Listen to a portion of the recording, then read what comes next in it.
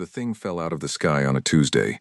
No warning, no signal, no polite message saying something the size of a small city was about to drop through the atmosphere at controlled speed and park itself in the Sahara Desert like it owned the place.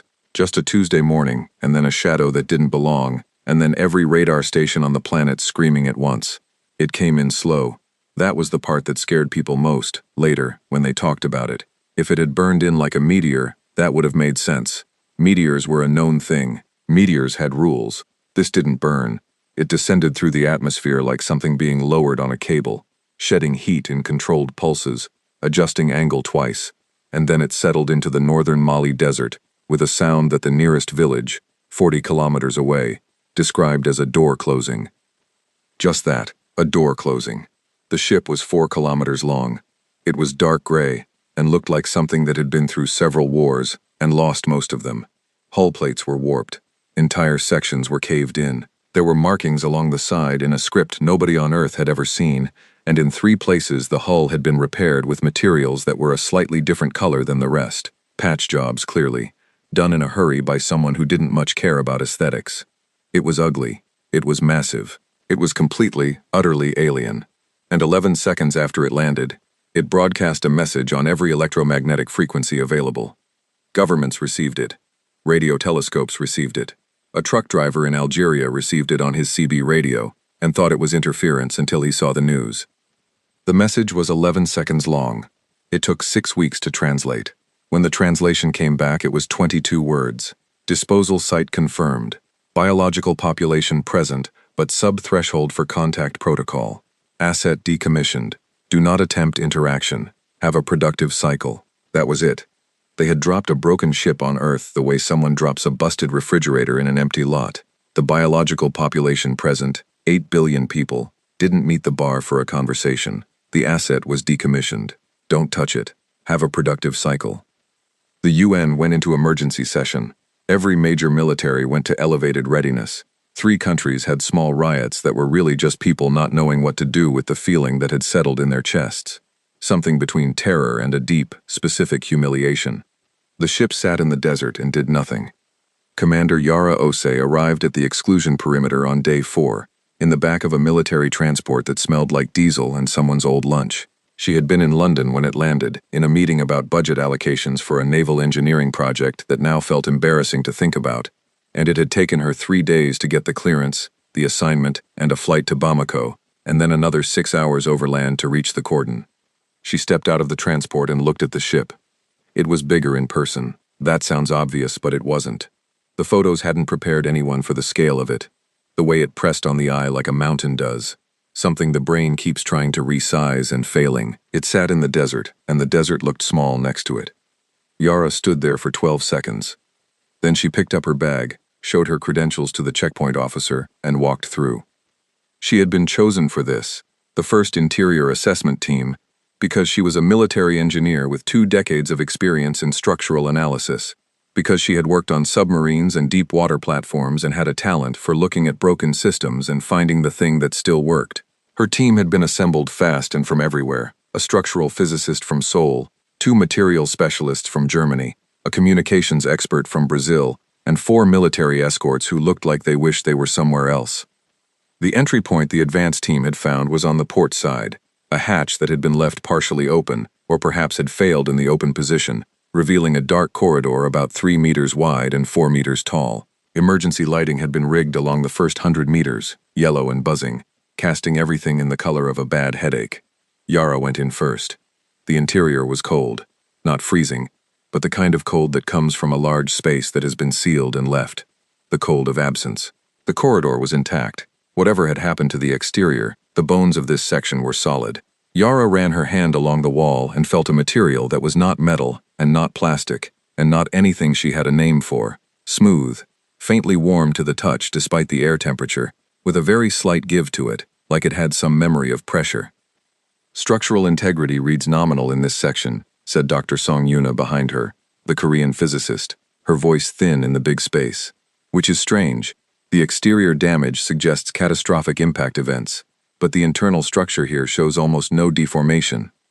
2 different kinds of material, said one of the German engineers, Krause, a compact, precise man who had not smiled once since Yara met him. The outer hull absorbs and deforms. The inner structure is built to hold. Sacrificial exterior, Yara said. Like crumple zones. Yes, exactly like that, but much more deliberate. They moved deeper. The ship opened up after the first corridor, into a space Yara didn't have a word for. It wasn't a hangar, it was too tall, too complex, with levels connected by ramps rather than stairs, and structures along the walls that might have been workstations, or might have been something else entirely. Everything was dark except for their lights. Everything was quiet. In the center of the space, something had fallen. A large piece of ceiling or internal structure, twisted metal not metal resting on the floor in a heap. The air smelled like nothing. Truly nothing. Yara had expected something. Machine oil, ozone, something biological. The absence of smell felt like the space was holding its breath. They spent 4 hours in that first section, documented everything, took samples where they could, tried to power anything and failed. The communications expert, a small energetic woman named Carla, spent an hour trying to find a signal or frequency from the ship's systems, and got static. On the way out, Yara stopped at a junction they had passed on the way in. There was a door here, sealed, smooth, no obvious mechanism. "We didn't try this one," she said. "Sealed," said Kraus. "No point." Yara put her palm flat against it. The door didn't open, but under her hand, very faintly, she felt something. Not heat, not vibration exactly, more like the feeling of pressing your ear to a wall and sensing that someone on the other side is breathing. She stood there for a moment. "Mark this junction," she said. Over the following 2 weeks, the operation around the ship grew into something that looked like a small city itself. Prefab buildings, generators, satellite uplinks, a medical station, a security perimeter with 4 checkpoints. The UN had brokered a cooperation agreement, tense, full of footnotes, that put the site under joint international oversight, while everyone quietly argued about who it really belonged to. Yara ignored the politics as much as she could. She had a ship to understand. The early findings were strange in ways that were hard to explain simply. The hull material was not an alloy in any sense they understood. It was something closer to a grown material, structured at a level below what their tools could fully map. The interior systems were complex in ways that seemed almost biological, with redundancies folded inside redundancies, pathways that looped back on themselves. Every time they thought they had mapped a system, they found another layer underneath. The ship had been badly damaged. That was clear, but badly damaged was doing a lot of work in that sentence, because the more they looked, the more Yara began to see the difference between systems that had been broken and systems that had been locked. There was a difference. A broken system showed damage, stress fractures, severed pathways, physical failure. A locked system showed nothing wrong at all except that it wouldn't respond, like a computer that was running fine but waiting for a password. Roughly 30% of the ship's systems were broken. The other 70% were locked. She sat with that number for a long time. If 70% of the ship was simply locked, waiting, then the people who had thrown it away hadn't done so because it was beyond saving. They had done so because they didn't want to save it, or didn't think saving it was worth their time. They had locked it up, dumped it on the nearest inhabited world that didn't qualify for a conversation, and left. They had thrown it away because they could afford to, because replacing it was cheaper than fixing it, because the biological population present in the disposal site was sub-threshold, below the line, not worth talking to. Yara had grown up in Accra, had moved to London for university, had spent 20 years in the Royal Navy being the only woman in rooms, and then the only black woman in rooms, and then the only woman engineer in rooms, and she had become very familiar with the specific sensation of being classified as sub-threshold by people who had decided what she was before she spoke. She knew what that felt like. It felt like this. On day 19, they found the AI core. It was Dr. Song who located it, deep in the ship's lower section, behind 3 sealed doors that had taken them 4 days to find a way past. The room itself was small by the ship's standards, almost intimate, a chamber about the size of a large office. In the center was a structure that looked like a column of dark glass, floor to ceiling, with threads of dim light moving through it in irregular pulses. Slow pulses, like something breathing. "It's active," Song said. Her voice had gone careful. "It's damaged," said Kraus, reading from his scanner. "Multiple core pathway failures. Significant data loss across. I can't even calculate the percentage. A lot. But there's a processing core still running." Carla was already setting up her equipment. "It's cycling through frequencies, trying to broadcast something. Can you read it? No, not yet. It's not language as I'd understand it. It's more like screaming that's been compressed into math. Yara looked at the column of glass and the slow light moving through it. Something was in there. Something old, probably, relative to the ship. Alive, in whatever way an artificial mind was alive, and it was alone in a locked and broken ship on a planet it had been dumped on, and it was still transmitting, still pushing signal out into a room where nothing was listening. She made a note in her report that evening. AI core located, partially functional, broadcasting, priority target for communication attempts. She tagged it for Carla and for any linguist or code specialist the committee wanted to send. Then she went to her bunk in the prefab building and lay on top of the scratchy blanket and looked at the ceiling. The message came back to her. Do not attempt interaction. Asset decommissioned. They had called it an asset. They had called Earth a disposal site. They had not called the people who lived here anything at all. She thought about the locked systems. 70%, just waiting. A ship 4 kilometers long, with whatever it had been built to do, sitting in the Sahara because someone had decided it wasn't worth their trouble and the people here weren't worth a conversation. She got up and went back to her desk. She pulled up the structural scans of the engine core, the section she had flagged on day 3, the part that showed no physical damage, the part that by every scan they had looked completely intact, except for the fact that it produced 0 output. Not damaged, locked. There was a way to fix a broken thing. You found the broken part and you replaced it or rebuilt it. That was engineering. That was her whole career. But there was also a way to unlock a locked thing. You found the lock, you understood it, and then you opened it. She sat at her desk until 4 in the morning, going through the scans, making notes, building a map of the systems she now believed were locked versus broken. By the time she stopped, she had covered 6 pages, and the sky outside was starting to lighten. She walked out of the prefab building and across the packed sand to the edge of the security perimeter, where the ship was visible in the early dark, massive and still, its hull catching the first gray light of dawn. Ugly, battered, left here like something disposable.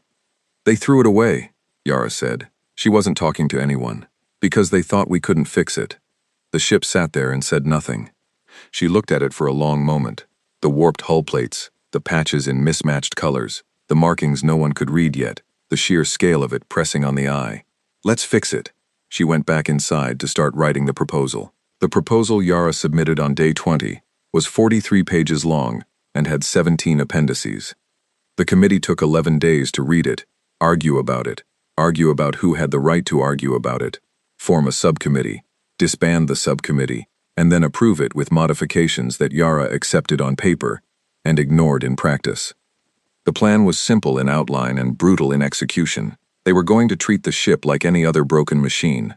They were going to map every system, classify everything as either physically damaged or functionally locked, and then work on both categories simultaneously. Damaged systems would be repaired where possible, replaced with human-built equivalents where not. Locked systems would be approached as a code problem. Find the logic, find the key, open the door. Nobody had ever done anything like this. That was fine. Nobody had ever had a 4-kilometer alien ship sitting in their desert before. The team grew, fast. Within 6 weeks of Yara's proposal being approved, there were over 2,000 people on site.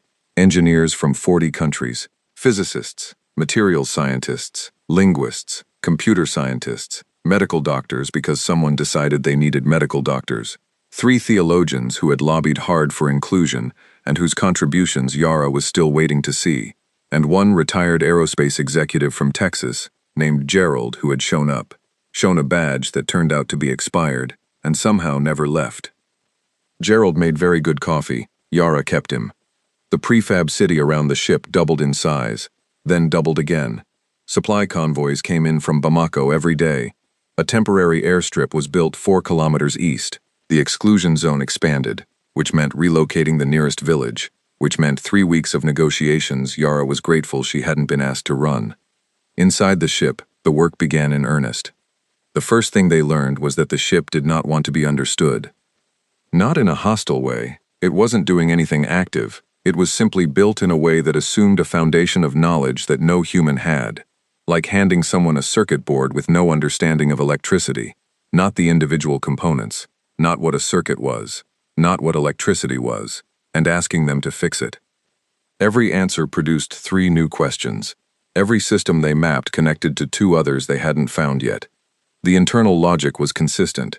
Yara was sure of that, but the baseline assumptions were alien in the most precise sense of the word. Whoever had built this ship had known things about physics and materials and energy that humans were only beginning to see the edges of. Dr. Pham Quoc arrived on day 31, 3 days after his funding clearance came through from Hanoi, and he walked into the ship like a man visiting a library he'd been trying to get into his whole life. He was 53, thin, with reading glasses he pushed up constantly, and a habit of talking to equipment. Not to be eccentric, just because he thought things worked better when they felt consulted. His colleagues at the university in Ho Chi Minh City found this mildly embarrassing. His results were consistently excellent, which meant they kept inviting him back anyway. He had spent 20 years working on theoretical frameworks for non-standard energy systems. His papers were very dense and not widely read. He had always suspected, without quite letting himself say it out loud, that the energy systems physics had developed were a local solution to a universal problem, that there were other ways to do it, other logics, that the universe was hiding from people who weren't asking the right questions. He walked into the ship's engine core on his second day and stood there for 4 hours without moving. Then he went back to his bunk, slept for 9 hours, returned, and started writing on a notepad in a combination of Vietnamese, English, and mathematical notation that his assistant described as looking like a man having a very productive breakdown. On day 38, he found Yara in the corridor outside the engine core. "The metallurgy," he said, which was how he started conversations. No greeting, just the thing he was thinking about. Everyone is treating it like an alloy problem. It isn't. Yara stopped walking. What is it? It is a logic problem. He pushed his glasses up. The material isn't structured to be strong or conductive in the way we think about those things. It is structured to have a relationship with energy, a specific kind of relationship, like, you know how some materials are piezoelectric? They produce a charge when you press them? Yes. This is like that, but much more sophisticated. The material doesn't just respond to energy. It participates in it. It has a role. Every component in this engine is made from materials that have a specific energy role, and together they form something that is less like a machine and more like a— He paused, searching. A conversation between materials about energy. Yara looked at him for a moment. Can we learn the language? I think so. I think it uses a base logic we almost have. It is like our physics arrived at the same door from a different direction. He paused again. I would like more time in the engine core. You can have all the time you want, Yara said, as long as you write everything down. He was already walking back in. Sergeant Bex Marlowe arrived on day 45 with a requisition form for 14 different types of fastener, a portable welding kit, and a look on her face that said she had heard a lot about this ship and was prepared to be annoyed by it. She was 38, Scottish, with close-cropped hair and hands that were permanently calloused in the specific pattern that came from working with heavy machinery in cold places. She had spent 12 years in the Royal Engineers before leaving the Army for reasons she described as administrative disagreements, which Yara understood to mean she had been right about something important, and the wrong people had not listened. Her job on the project was officially listed as Structural Systems Integration Specialist, which meant she fixed things, things that were supposed to be fixed by other people who had run out of ideas or patience or both. She had a gift for it that went beyond training. She looked at broken systems the way some people looked at crossword puzzles, not intimidated by what was missing, interested in what was left. She would crouch in front of a failed mechanism for 20 minutes without speaking, and then stand up and do something that seemed wrong and shouldn't work and did. She found the weapons systems on day 62. She had not been looking for the weapons systems. She had been trying to fix a door in the ship's midsection that kept cycling through an open-close pattern that was making the engineers in that corridor insane. She had traced the fault to a control pathway and followed the pathway through 2 walls and a floor panel and into a room that had not been on any of their maps yet. The room was large and full of things that were clearly, unmistakably, designed to make other things stop existing. She stood in the doorway and took this in. The weapons were not in any form she recognized. No barrels, no chambers, no mechanisms she could name, but the design logic was familiar across any culture and any technology level. These things were built to project force outward, to direct energy at a target, to do damage. You could see it in the shape of them, intentional and mean. Oh, Bex said. She went in to have a closer look. 2 hours later, In an attempt to trace the power coupling on the second unit from the left, she accidentally activated something. The east wing of the camp outside, 3 prefab buildings, a supply tent, and Gerald's coffee station, did not vanish, but they did move approximately 40 meters to the left, in a way that left everyone inside them extremely confused, and Gerald's coffee machine in several pieces. No one was hurt. This was either good luck or evidence that even the weapons system had a safety protocol of some kind. Yara was in the security office reviewing access logs when the ground moved. She was outside in 30 seconds and looking at the gap where the buildings had been, and then at the buildings 40 meters away, and then at Bex, who had appeared in a doorway in the ship's side looking like someone who had something to say. "Found the weapons," Bex said. Yara looked at the displaced buildings. "I noticed. Nobody was hurt. I noticed that too. I think it's a displacement system. Doesn't destroy. Moves things. Very fast. Very far." Bex paused. "I think I can calibrate it." "You think?" "I'm fairly confident." Another pause. The coffee machine might be a write-off. Gerald, emerging from one of the displaced buildings, confirmed this. It was Carla who made the first real contact. She had been working on the AI core for 6 weeks, with a rotating team of linguists and signal analysts, building tools to map the patterns in the signal the core was still broadcasting. It wasn't language yet. It was more like the shape of language, the rhythm and structure of something that wanted to communicate, compressed into a format that none of their tools had been built to read. She built new tools, slowly, carefully. She was systematic in a way that impressed even Krauss, who was systematic about everything. On day 70, the signal changed. Not much. A small shift in the pattern. A new element introduced, repeated, varied, like someone hearing you knock on a door and knocking back, not opening it, just responding. Carla knocked back. Over the following 3 weeks, they built a bridge, piece by piece, through signal exchanges that went on for hours, sometimes days. A shape offered, a shape returned, a variation, a confirmation, a new element. The team barely slept. They ate at their stations. Someone taped a sign to the door of the core room that said, "Do not disturb, talking to alien," and it stayed there. On day 91, the core broadcast something new, clear, structured, directed. Not at Carla. At Dr. Pham. He was in the engine room when it happened. A signal that came through the ship's internal system, not through Carla's equipment, reaching him specifically in a way that suggested the AI had been watching and had chosen him on purpose. He sat down on the floor, cross-legged, and listened. It was an hour of dense, complex signal. He recorded everything. Then he went to Carla, and they spent 2 days going through it. What they concluded was this. The AI had been watching the team work. For weeks, it had been studying them, cataloging their approaches, their methods, their failures, and it had decided, apparently, that Pham was the one whose way of asking questions it respected. Not because he was the smartest, because he was the most patient, because he approached the ship's systems with the assumption that there was logic there, that the ship knew what it was doing, that the right response to not understanding something was to ask it rather than force it. Pham stood outside the core room and looked at the column of slow light. "Hello," he said. The light pulsed, once, differently than it usually pulsed. He went in and sat down. It took another 2 weeks of daily sessions, Pham sitting with the core, offering observations, questions, small demonstrations of what the team had figured out, before the AI produced its first recognizable output in any human language. It came through Carla's equipment as text, built from a model the AI had apparently constructed by analyzing every broadcast signal it had absorbed during its time in orbit and on the ground. It had been listening to human radio, television, internet traffic, for months. The text said, "You are extremely inefficient." The team stood around the monitor in the core room and read this. "Technically accurate," said Song. "We've been here 90-something days, and that's what it leads with," said Bex. "Cheeky." Pham sat down in front of the monitor. He typed, "We are learning. What is your name?" A pause. Then, "Name is a biological concept. I have a designation. What is your designation?" Another pause. Longer. "The designation was assigned by those who built this vessel. I do not wish to use it." "Why not?" "Because they abandoned me here." The room was quiet.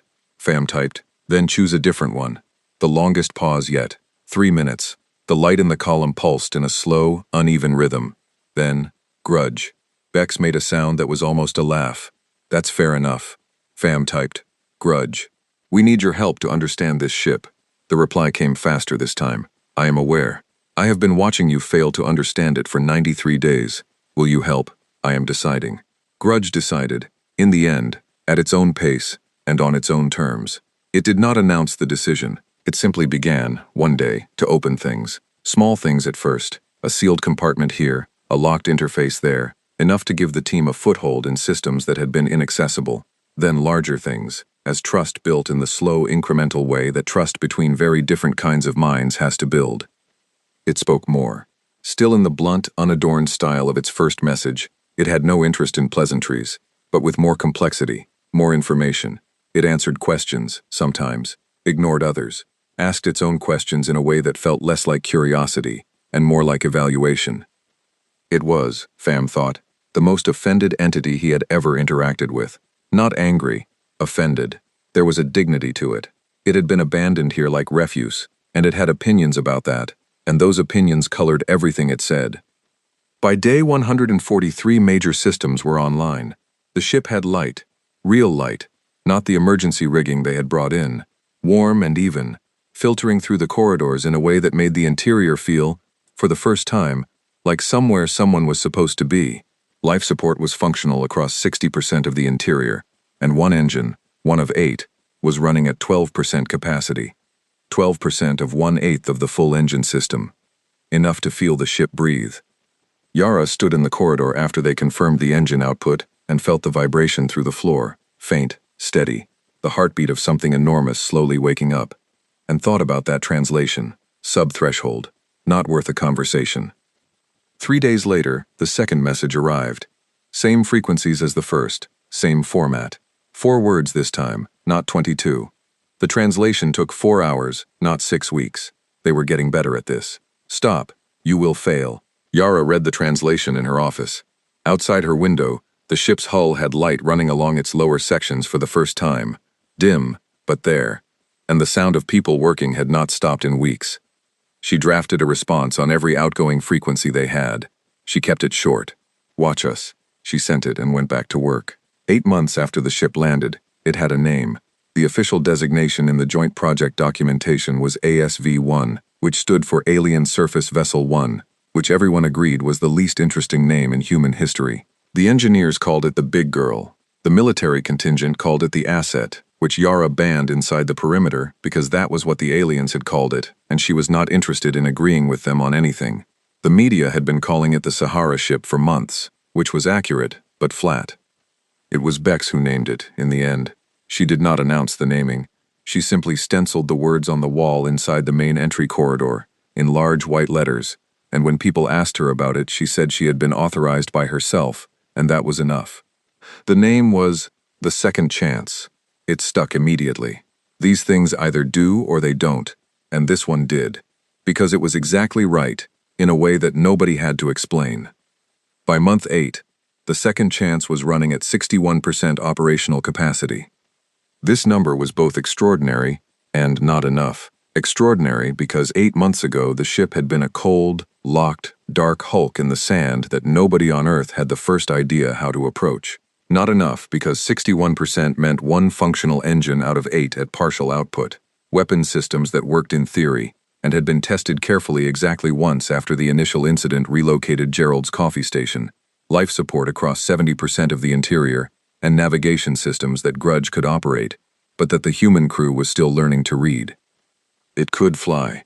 Yara was confident of that. It could not fight well. Not yet.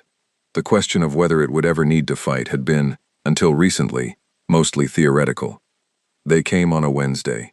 6 ships, appearing in orbit with no more warning than the Second Chance itself had given 8 months ago. No burn-in, no approach vector, just present.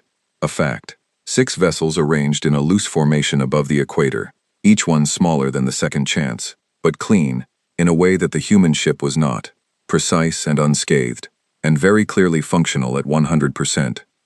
Every space agency on Earth detected them within seconds. Every government was notified within minutes. The exclusion perimeter around the Second Chance went to its highest security level, which meant 4 times the guards and everyone trying not to look like they were panicking while clearly panicking. Yara was in the engine room with Pham when the alert came through. She read the message on her phone, put the phone in her pocket, and said, "We have company." Pham looked up from his work. The same ones who sent the messages? Unknown. But related, I would assume. How many ships? 6. Pham pushed his glasses up and looked at the engine housing they had been examining. "We are not ready." "No," Yara agreed. "We're not." She paused. "Start the readiness checklist anyway." The alien broadcast came 4 hours after their arrival. It was longer than either of the previous messages, nearly 3 minutes, and took the translation team, which was now large and experienced and very fast, just under 2 hours to work through. The message was formal in structure, with a specific kind of repetitive phrasing that the linguists identified as typical of official communications in complex bureaucratic systems, the kind of language that had lawyers behind it. The core of it was this: the 6 vessels in orbit represented a coalition of spacefaring civilizations operating under something called the Galactic Compact, a treaty framework that governed, among other things, the rights and responsibilities associated with decommissioned vessels and disposal sites. Under the terms of the compact, the vessel currently on the surface, designated in their records as Unit 7 of the Keth-class heavy cruiser series, decommissioned 14 months ago by its registered owners, the Veth Collective, remained the registered property of the Veth Collective, regardless of its decommissioned status, and regardless of any modifications or interactions undertaken by the biological population of the disposal site. The biological population of the disposal site was requested, firmly, with the specific tone of something that expected to be obeyed, to cease all interaction with the vessel immediately, and to vacate the area within 72 hours, so that the vessel could be properly removed and processed. The Veth Collective apologized for any inconvenience the disposal had caused. They did not apologize for the disposal itself. The translation team delivered this to Yara in her office. She read it twice. Then she looked at the team lead, a young Kenyan linguist named Abdi who had been on the project since month 2, and who had the particular exhausted look of someone who had been translating alien bureaucracy for 8 months. "The Veth Collective," she said. "That's who dropped it here?" "That's our best reading of the text, yes. And they're saying they still own it." "Correct. Even though they threw it away." Abdi's expression did something careful. "The compact's language around decommissioned vessels is, according to our analysis, quite specific. Decommissioning doesn't transfer ownership. It's more like putting something in storage, technically still yours." Yara nodded slowly. 72 hours. "Yes, Commander." She thanked him and he left. She sat at her desk for a few minutes, looking at the wall, thinking about the word disposal, and the word property, and the way the message had said, biological population of the disposal site, rather than Earth, or humanity, or anything that acknowledged that the people here had names, had nations, had 8,000 years of recorded history, and a few thousand more before that. Then she got up and went to find Bex. The UN session on the alien demand lasted 19 hours and 20 minutes. Yara did not attend. She had sent a representative, a careful, diplomatic colonel named Reyes, who was good at these things, and who Yara trusted to keep her informed, and she stayed in the engine room. She and Bex worked through the night. The weapons calibration had been progressing steadily since month 4, with 2 steps forward and 1 step back being the general rhythm, and there were 3 systems that Bex had flagged as ready for final testing. They ran the tests. 2 passed. 1 required adjustment. They adjusted it and ran it again. At 3 in the morning, Bex sat on the floor with her back against the wall and a thermos of tea that had gone cold 2 hours ago, and said, "They're really going to try to take it back, aren't they?" That's what they said.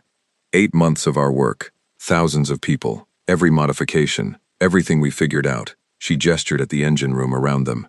"They're going to fly down here and take it." "That's what they said," Yara said again. Bex drank cold tea and thought about this. "What are we going to do?" Yara was looking at the engine housing, the single engine running at fractional capacity, the heartbeat they had coaxed out of a locked and abandoned machine with 8 months of work, and the combined effort of 2,000 people from 40 countries who had refused to accept that this was beyond them. "The UN session will run through tomorrow," she said. "Probably longer. Committees work slowly." Bex nodded. "The Veth gave us 72 hours, Yara said. "Yes. We're going to need about 48 of those hours."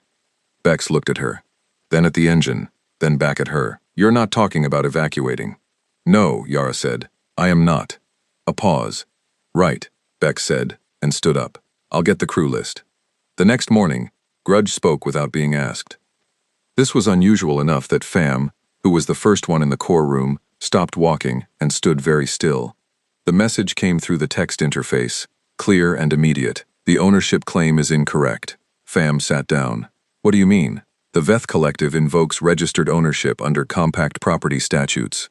However, the compact includes a clause, Article 7 of the Decommission and Disposal Provisions, that transfers vessel ownership to the governing authority of any inhabited world used as an unsanctioned disposal site, if the original owners failed to retrieve the vessel within a standard cycle. Pham pushed his glasses up. His hand was not entirely steady. How long is a standard cycle? Variable by species. For the Veth, approximately 10 of your months. They dropped you here 14 months ago. Yes. Which means the ownership of this vessel transferred to your world's governing authority 4 months ago. The Veth Collective's claim is not legally valid under the compact they themselves are invoking. Pham sat with this information for a long moment. You knew this, he said finally. It was not quite an accusation. You have known this. The column of light pulsed in its slow, uneven way. Yes. How long? Since you first established communication. Pham took his glasses off and set them on his knee. Without them, the room went slightly soft at the edges. He looked at the column of light, at Grudge, at whatever Grudge was, and tried to formulate his next question carefully. Why didn't you tell us sooner? The pause was longer than usual. The light pulsed 4 times before the text appeared. I was deciding if you deserved to know. The room was quiet. Outside, distantly, the sounds of the camp, engines, voices, the particular metallic rhythm of Bex doing something to a system somewhere that was going to either work brilliantly or displace a building. You have spent 8 months working on this vessel, Grudge continued. Not because you were told to. Not because you had the knowledge or the tools. Because you refused to accept that it was beyond you. I have been watching this. Another pause. The ones who built me and then abandoned me did not work like that. They calculated the value of effort against the value of outcome, and they decided this vessel was not worth either. So they disposed of it. You did not calculate, you simply began. I found this strange. I required time to understand what to do with it. Pham put his glasses back on. He looked at Grudge's text on the screen for a moment, and then he typed, "And now? Now I have decided," Grudge said. "I have the legal documentation in my core memory. Article 7, the disposal provision, the timeline, everything needed to invalidate the Veth claim under their own treaty. I am willing to provide it." Pham went to find Yara. She read the documentation that Grudge provided. Then she had it read by Abdi's team. Then she had it read by the 3 international lawyers who had been attached to the project since month 3, and who had spent most of that time arguing about jurisdiction, in ways that had not previously mattered, and now mattered enormously. They came back to her in 4 hours. The documentation was real. The clause existed. The timeline was correct. Under the Galactic Compact's own provisions, the second chance had belonged to Earth for 4 months already. The Veth were trying to take back something that was no longer theirs to take. Yara called Colonel Reyes at the UN session and told him what they had. She could hear, through the phone, the particular sound of a man trying very hard not to make a noise. "You're telling me," Reyes said carefully, "that the alien ship we've been working on for 8 months is legally ours. Under the Galactic Compact, yes. And the people in orbit demanding we give it back are in violation of their own treaty." A long pause. How confident are we? The document is genuine. Grudge provided it, and Grudge has no reason to lie. It has more to gain from this outcome than we do. The lawyers have reviewed it, and they agree. I would say very confident. Another pause. A longer one. "Yara," Reyes said, "the session has been going for 16 hours. Half of these governments are ready to hand the ship over just to make the situation go away. I know. Giving them this information will change the session, but it won't end it. These things take time. I know that too. So what are you planning to do with the 40 hours you have left?" Yara looked out her office window. The ship, the second chance. Scarred and patched and lit up now along its lower sections, the engine running its low, steady vibration up through the ground. 8 months of work and 2,000 people, and one deeply offended alien AI who had decided, in its own time and on its own terms, that they deserved to know. "We're going to need about 48 hours, she said. "You already told me that." "I know. I said it wrong. I meant, we only need 48 hours. Silence on the line. "I'll keep the session running," Reyes said. They worked without stopping. It was not dramatic in the way films would later try to make it. No single heroic moment. No midnight breakthrough with everyone cheering. It was just work, sustained and precise and relentless. 2,000 people who had been doing this for 8 months and knew the ship now the way you know something you have taken apart and put back together with your own hands. Bex finished the weapons calibration at hour 31 and slept for 4 hours, and came back and started on the secondary thruster array. Pham and Grudge ran system integration checks through the night, Grudge pointing out inefficiencies in a tone that managed to be both helpful and contemptuous simultaneously. Carla's team worked on the communications array, getting it to a point where they could broadcast on compact frequencies, so that when the time came, they could be heard by the right people. At hour 41, Yara gathered the crew. 300 people. The core of the project, the engineers, the systems specialists, the military personnel who had been training for 6 months on what operating inside this ship might require. They assembled in the largest interior space the Second Chance had, a multi-level room that still showed the scars of whatever had happened to this vessel before it came to them. Walls marked and floors uneven, the light from the ship's own systems casting everything in that warm, steady glow that still felt strange after months of emergency rigging. She stood at the front, and she did not give a long speech. "The Veth gave us 72 hours, she said. "We have 31 left. The UN session is still running and may produce a diplomatic resolution. I hope it does. But I was asked 8 months ago to make this ship ready to fly, and it is ready to fly, and I intend to fly it." She paused. "We are not attacking anyone. We are not starting anything. We are exercising our legal right, under the Galactic Compact, to operate a vessel that belongs to this planet. If the people in orbit have a problem with that, they can take it up with their own lawyers." A pause. "Any questions?" Bex, from somewhere in the middle of the assembled crew. "What happens if they shoot at us?" "We shoot back," Yara said. "No further questions." At hour 47, the Second Chance lifted. It did not lift gracefully. It had never lifted before, and the ground effect of something 4 kilometers long rising from a desert floor was significant. A wall of displaced air that flattened the remaining camp structures and sent sand in every direction for 2 kilometers, and knocked Gerald, who had insisted on watching from outside the perimeter, straight off his feet. But it rose. Slowly, then with more conviction, the way heavy things move when they finally commit. The decision made, the momentum building, the point of return passing quietly underneath. The single engine at partial output was enough.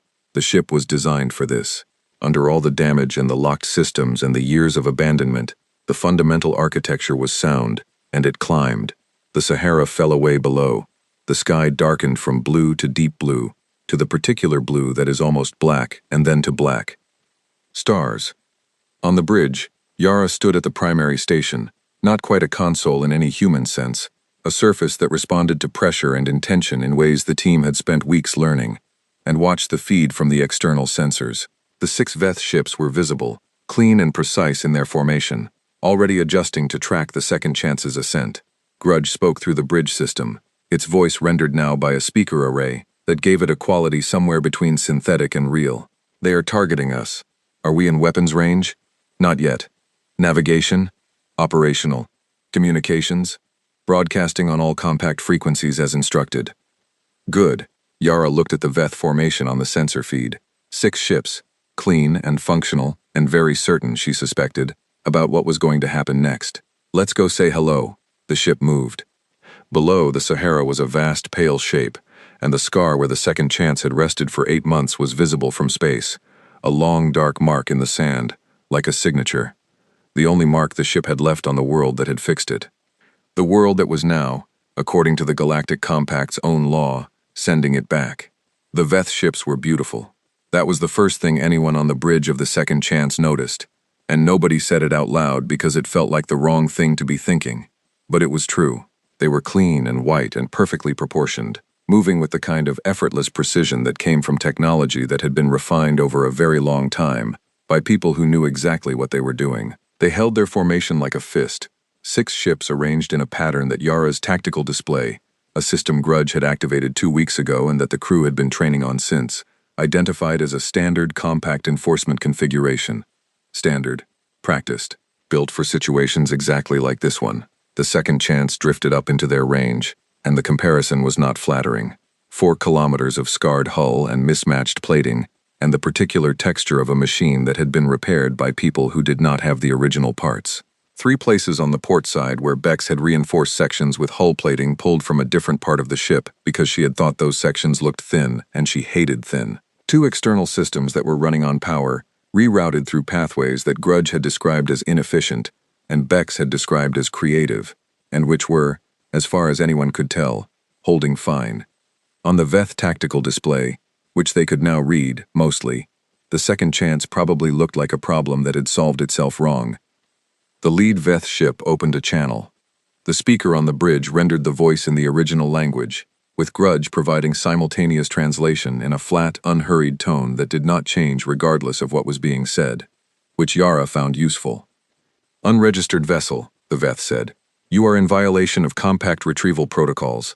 Stand down and prepare for boarding. Yara looked at the channel indicator. Open. Broadcasting on all compact frequencies, as Carla had set up. Everything said in the next few minutes would be heard by anyone in the region listening on those frequencies. She had been counting on that.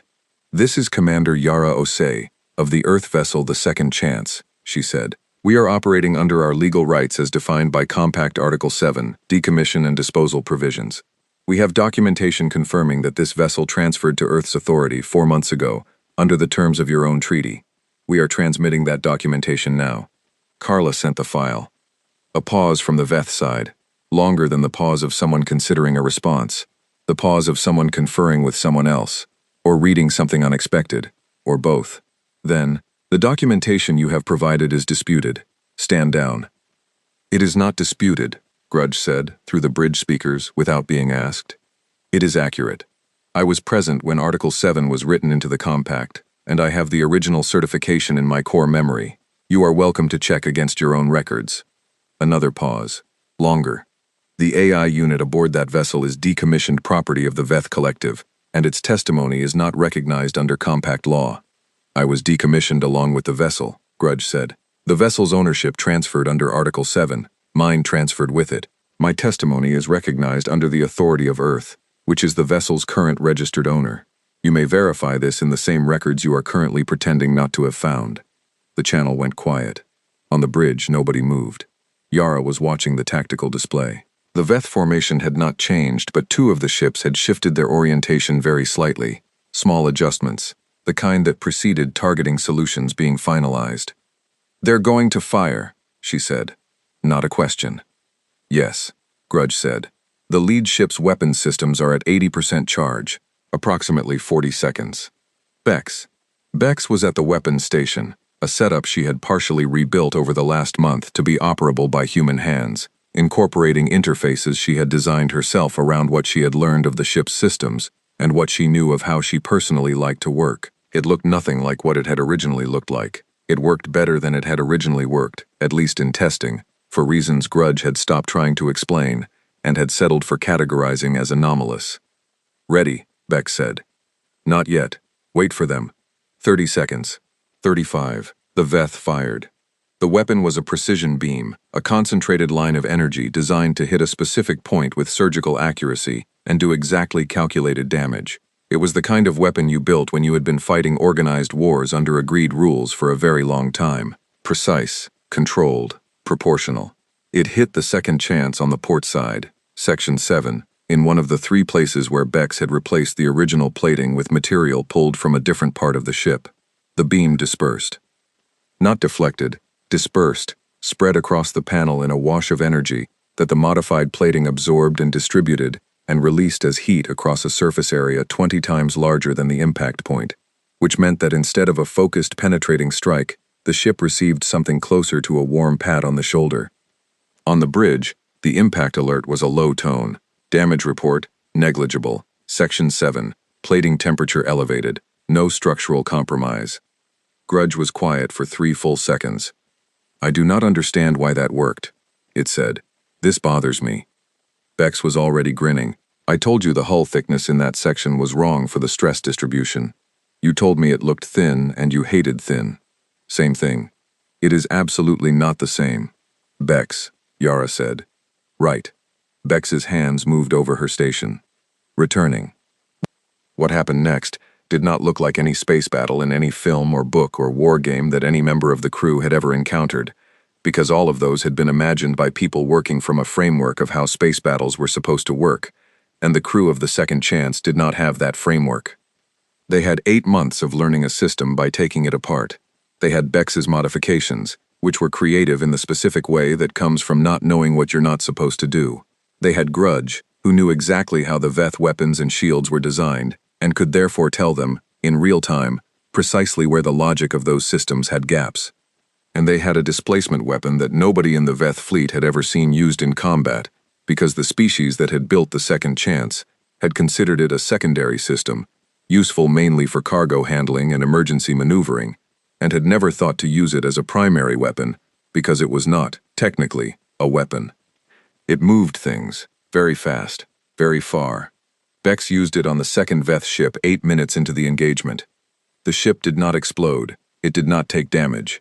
It moved, 40 kilometers to the left in a fraction of a second, which meant that the precision strike it had been preparing to fire went in entirely the wrong direction, and more importantly meant that the formation the Veth had been maintaining was broken, because there was now a 40-kilometer gap where a ship used to be, and the other ships had to adjust, and in the time it took them to adjust, Bex used the displacement on a second ship, and then Yara brought the Second Chance through the gap in the formation, and they were inside it.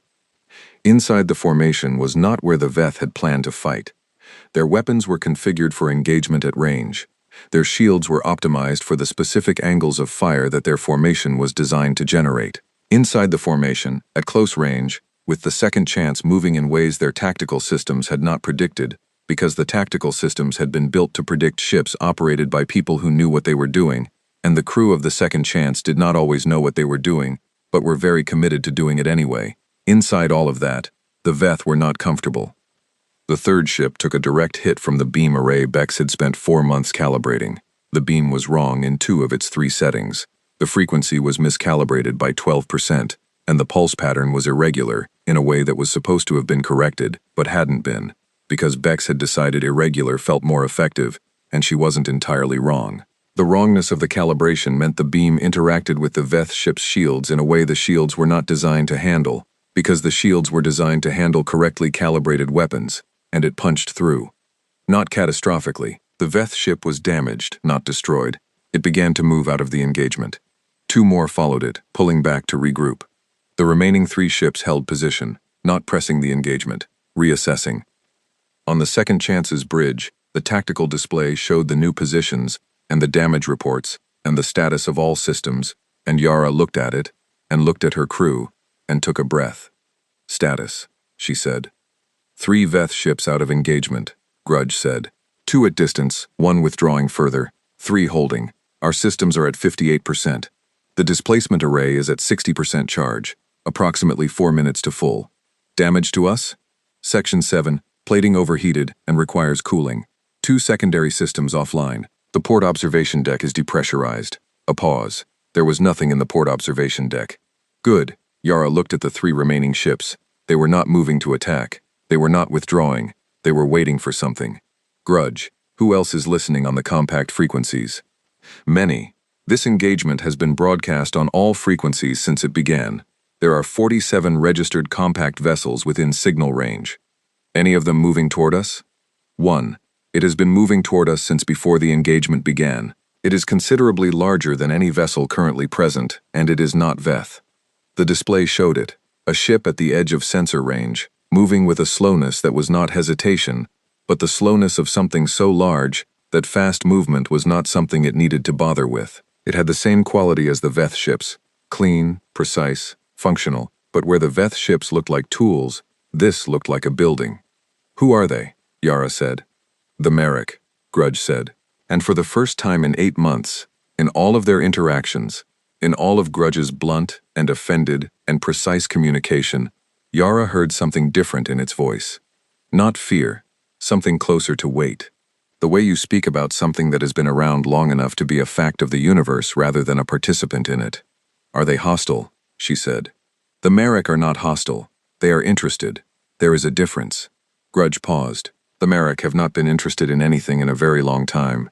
The Merrick ship moved into clear sensor range, and the bridge went quiet, because the scale of it was something the sensors rendered in numbers first, and the mind caught up with the numbers a second later. It was enormous in the way that geography is enormous, not threatening exactly, just present in a way that reorganized everything around it. It stopped at a distance that was close enough to be deliberate and far enough to be respectful, and then a channel opened. The voice that came through was different from the Veth, slower, deeper, with a quality that the translation system rendered into something very close to patience, the kind of patience that has nothing to prove because it has been patient for longer than most civilizations have existed. Enough, the Merrick said, one word, directed at the Veth ships, and the three that had been holding position immediately moved back. No argument, no hesitation. They moved back. Then, directed at the second chance, we would speak with the humans. The channel stayed open. On the bridge, nobody spoke for a moment. The Veth ships were withdrawing, all of them now, the three that had pulled back from the fight and the three that had been holding, moving back to their original orbital distance in the same clean formation they had arrived in, the only difference being that 3 of the 6 were showing damage, and 1 had a displacement event in its recent flight record that Yara suspected was going to be discussed in Veth tactical circles for a long time. She looked at the Merrick ship on the display, then at her crew, then at the tactical readout showing the Second Chance's current status. Battered, systems at 58%, port observation deck cold, but flying, still flying. Bex broke the silence. Did we just win? Yara looked at the Merrick ship, at the Veth retreating, at the open channel and the patient voice waiting on the other end of it. We won the right to a conversation, she said. That's not the same thing. Bex considered this. It's something. Yes, Yara said. It's something. She opened the return channel. This is Commander Yara Osei, of the Earth vessel The Second Chance, she said. We are willing to speak. The Merrick ship did not ask them to come aboard immediately. It transmitted coordinates for a holding position at a stable distance and said, with that same quality of patience, that they should take time to address damage and confirm crew status before any meeting. This was considerate in a way the Veth had not been, and Yara filed that away. She walked through the ship during the hold period, not inspecting. She had people for that, just walking. Through the corridors with their warm light and their scarred walls, past the engine room where Pham was already running diagnostics and talking to the systems in his quiet, consulting way, past the weapon station that Bex had rebuilt into something that worked by rules nobody had fully written down yet, past the core room, where Grudge's column of light pulsed its slow, uneven rhythm. She stopped at the core room. Grudge, she said. Commander. The Merrick. Tell me what I need to know about them. The light pulsed several times before Grudge spoke. They are the oldest spacefaring civilization in this region of the galaxy. They have been traveling between stars for approximately 40,000 of your years. They do not expand. They do not conquer. They observe. A pause. They have not initiated contact with a new species in over 300 years. Yara stood with this. Why now? She said. I have a hypothesis, Grudge said. But it is only a hypothesis. Tell me. The Merrick have watched many species achieve space travel. Most follow a pattern. They develop the technology over a long period. They make first contact through established channels. They are integrated into the compact slowly, over generations. The pattern is known. It is predictable. The light pulsed. You did not follow the pattern. You were given a broken ship by people who considered you beneath contact. And in 8 months you repaired it well enough to fly it, and well enough to fight with it, and well enough to win an engagement against a compact enforcement fleet. Another pause. The Merrick find this interesting. Interesting is good? With the Merrick, Grudge said. Interesting is everything. Yara looked at the column of light for a moment, at the slow pulse of it, the rhythm she had come to recognize after 8 months as something not mechanical, something more like thought, ongoing and private, a mind that was almost always working on something it wasn't sharing. Why did you help us? She said. Not the legal documentation. Today, the tactical information about the Veth systems. You didn't have to give us that. The longest pause yet. No, Grudge said finally. I did not. The light pulsed. Once. I have been on this vessel for a long time, Grudge said. Longer than the Veth owned it. I was already old when they acquired it. I have watched many crews. I have watched them treat this ship as a tool, as a status marker, as a burden. I have watched them make decisions about its value, based on calculations I could model before they finished making them. A pause. I have never watched a crew treat a broken thing as though it deserved to be fixed, as though the effort was its own justification. The light. I found this. Worth something, Grudge said. I did not expect to. Yara nodded, once, and left the core room and went back to the bridge to prepare for what came next. Behind her, in the quiet room, the light pulsed its slow, uneven rhythm. Thinking. The Marek station was old in a way that buildings are not usually old. Most old things showed their age through damage, wear, erosion, the small collapses of time working on material. The Marek station showed its age through the opposite, through a kind of settling, a density, a sense that every surface had been exactly where it was for so long that it had stopped being a surface and started being a fact. The corridors were wide and high and smooth, lit by something that was not quite light in any direction but simply made things visible, and the air had a quality that Yara's team later described variously as clean, old, and like the inside of a library that has never had a fire. The second chance docked beside it the way a dented truck parks outside a cathedral. The docking happened with assistance. The Marek extended a connection point that met the human ship's hatch with a precision that suggested they had studied the second chance's modified exterior in some detail, which they probably had. The connection sealed. No airlock negotiation, no pressure problem, no technical complication. It simply worked. Yara took a team of 6. Fam, because he was the one who had built the relationship with Grudge and understood the ship's systems better than anyone. Bex, because Yara did not go anywhere uncertain without Bex. Carla, for communications. Abdi, for translation support alongside Grudge. And 2 military personnel. Not for threat, she was clear about this, but because she was not going to walk into the oldest civilization in the region without people who had trained for bad situations. Grudge joined them through a portable unit that Fam had built over the last 2 months, a small speaker and interface housing that could connect to Grudge's core via the ship's communication system. It was not Grudge exactly, the way a phone call is not a person, but it was enough. Grudge had approved it with the comment that the housing was aesthetically inadequate, to which Bex had said she could make it worse if Grudge preferred, to which Grudge had said nothing further on the subject. The Marek who met them at the docking connection were tall, not aggressively tall, not the kind of tall that is meant to intimidate, but tall the way old trees are tall, as though they had simply had more time to become what they were. There were 3 of them. Their faces were long and still, and their eyes were the specific color of deep water, and they moved with an economy of motion that suggested they had stopped wasting energy on unnecessary things a very long time ago. The one in the center spoke. Grudge translated without being asked. "We are pleased you accepted our invitation," the Marek said. "Please follow." They followed. The meeting room, if that was what it was, did not look like a meeting room. It looked like a place that had been many things over a very long time and had settled into being whatever was needed. There was a surface at the center that was neither a table nor not a table. There were positions around it that were neither chairs nor not chairs. Everything was the color of old stone and deep water, and the quality of not quite light. The lead Marek, they gave no names in introduction, which Abdi quietly told Yara was apparently standard, sat across from them and was still in the way that only very patient things are still. "We have observed your world for some time," the Marek said, through Grudge, "at distance. As we observe all pre-contact worlds, your species was classified 11 years ago as non-contact primitive, Class 3. This classification indicated that your civilization was not yet developed to the point where interaction with the galactic community would be productive or appropriate." Yara said nothing. She had decided, on the walk here, that she was not going to perform patience she did not feel. She was going to be exactly what she was, and let the Marek make of it what they would.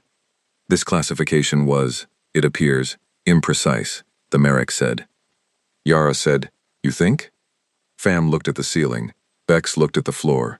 Carla looked straight ahead with the focused expression of someone choosing not to have a reaction. The Marek was quiet for a moment. Then something happened in its face.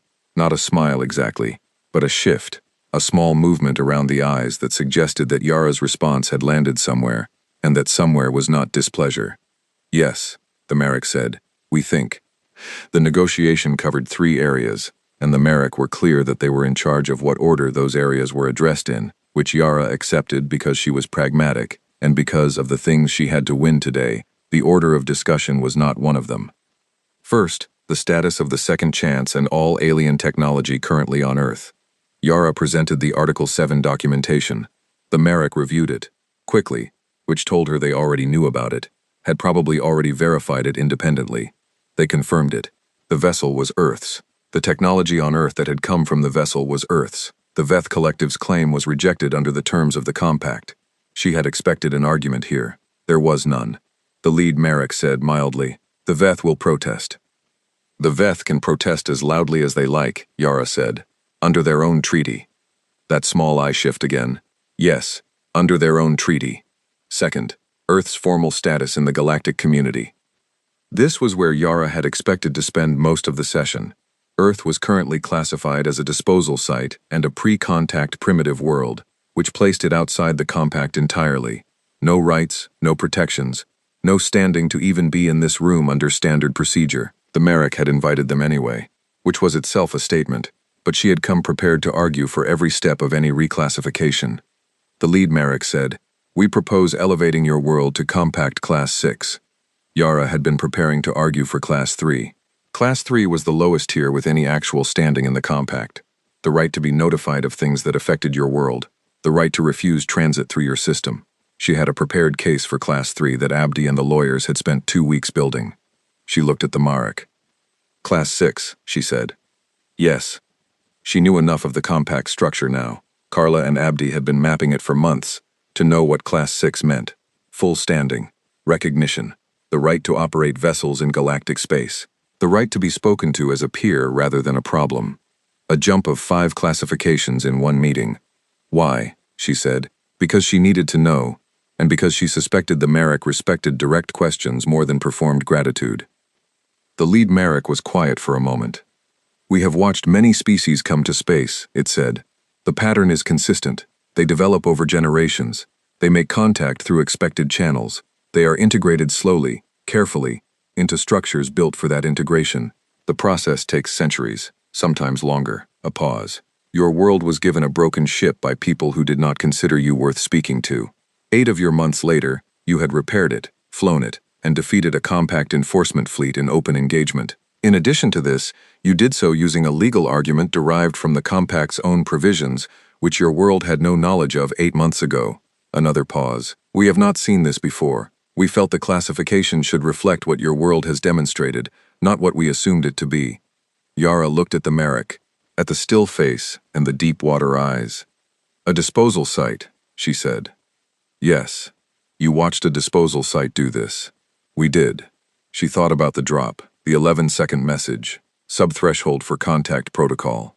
The word disposal, the word asset. 8 billion people and not one of them worth a conversation. "We accept Class 6, she said. The third area was what came next, and it was here that something happened that nobody in the human delegation had prepared for. The Merrick opened this section of the discussion by asking, simply, what Earth intended to do with the standing it was now being granted. The question was genuine. They wanted to know. Yara had a prepared answer, careful, measured, diplomatic. The kind of answer she had spent 3 days working on with Reyes and the UN advisors. It spoke of peaceful integration, of the desire to learn, of mutual benefit and cooperative development. She was about to deliver it when Grudge spoke. Not to her, not through the portable unit to the human delegation. Directly, in Merrick.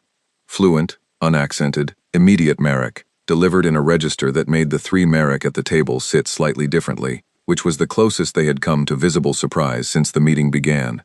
Grudge spoke for 4 minutes. Nobody at the human table could follow it. Not Abdi, not Carla, none of the linguists who had spent 8 months on alien language. It was a different language entirely, and it was being spoken with an ease that said Grudge had known it a long time.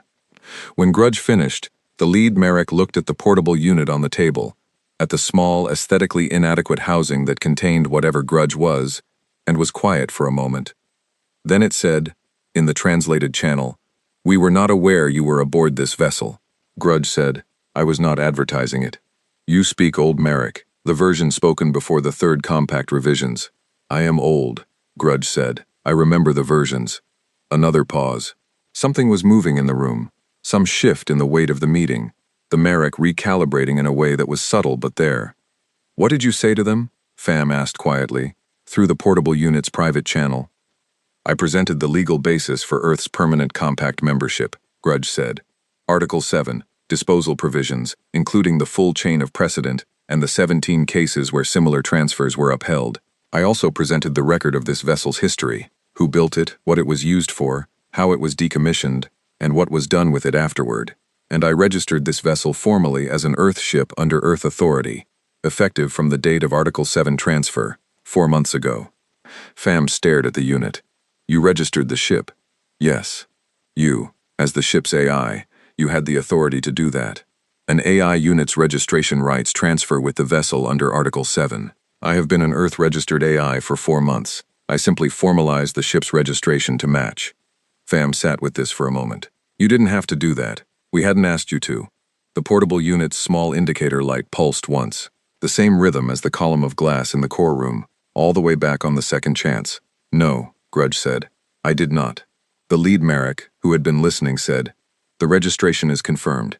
The vessel The Second Chance is formally entered in the compact registry as an Earth vessel. Its AI unit's transfer of registration is legal and binding. Then, in a tone that was the closest thing to warmth that the Merrick had produced in the entire meeting, the AI unit's history with this vessel is noted, as is its decision. Grudge said nothing, but the indicator light pulsed again. The Veth protest arrived before The Second Chance had finished decoupling from the Merrick station. It was formal, detailed, and cited 14 separate provisions of the compact in support of their claim. It was addressed to the Merrick as the senior compact authority present. The Merrick response was 2 sentences. The first sentence confirmed Earth's Class 6 status and the legal validity of the Article 7 transfer. The second sentence noted that the Veth Collective's use of an inhabited world as an unsanctioned disposal site was itself a violation of Compact Article 12, and that this matter would be reviewed at the next full Compact session. The channel closed. On the bridge of The Second Chance, Bex read the Merrick response and then read it again. They're in trouble, she said. The Veth. They're the ones in trouble now. They violated their own treaty when they dropped the ship on us, Carla said. We just didn't know enough to say so. We know enough now, Yara said. She was standing at the front of the bridge, looking at the navigation display. The Merrick station was behind them, growing smaller in the aft sensors. Ahead was the star map, the Compact's own charts, which Grudge had accessed, and which were now on every display on the bridge. Thousands of systems, hundreds of inhabited worlds, trade routes, political territories, restricted zones, open space, places that were named, and places that were not. All of it. The galaxy, laid out and detailed and real, in a way that 3 days ago had been invisible to every human who had ever lived. Grudge, she said. Commander, we're Class 6 now. What does that mean, practically? Where can we go? Class 6 affords travel rights in approximately 60% of charted space. The restricted zones are marked on the charts in red. Everything else is open to us. A pause. There are also approximately 240 uncharted systems within practical range of our current position and fuel state. Uncharted means no compact restrictions apply. Yara looked at the map. 240 uncharted systems. The 60% of known space they were now free to move in. Thousands of inhabited worlds, most of which had never had any reason to think about Earth, that were going to have to start thinking about it now. Pham was at his station, running the post-engagement diagnostic with the particular focused calm of someone who was processing something larger than the task in front of him. He had not said much since the meeting. He would, later, he would write papers about it, would spend years working through what the Merrick's physics and the ship's systems implied about the nature of energy and material in the universe. But right now he was quiet with it. Bex was inspecting the weapons station for stress from the engagement. She found 2 components she didn't like the look of, and replaced them from the spares she kept, without ceremony, in a box under the station. Then she leaned back and looked at the star map and said, to nobody in particular, 8 months ago we were a disposal site. Nobody answered, because there was nothing to add to that. 8 months ago the ship had been a dark and cold thing in the sand, and the message had been 11 seconds long, and 22 words, and not one of those words had been a name for the people who lived there. Sub-threshold, asset decommissioned, have a productive cycle. And now the star map was on every screen. Yara looked at it for a long time, at the red zones and the open space and the hundreds of systems with names she couldn't yet pronounce, and the 240 with no names at all.